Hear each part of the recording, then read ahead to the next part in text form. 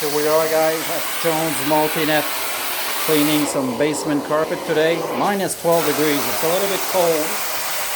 Let's take a look at the difference here. The trick to cleaning properly is actually to take the time about it.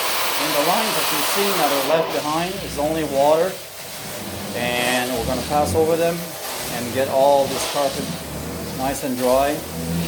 Depending on the humidity, if you got heat in the basement, probably talking about 2-3 hours and it's all dry. Because we know what kind of pressure to use. We know exactly the temperature to put all our equipment at. And especially with this machine here, this agitation machine, this just can't be beat.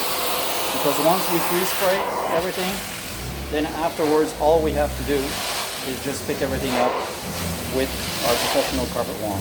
And the hoses that you see obviously are going outside to the truck.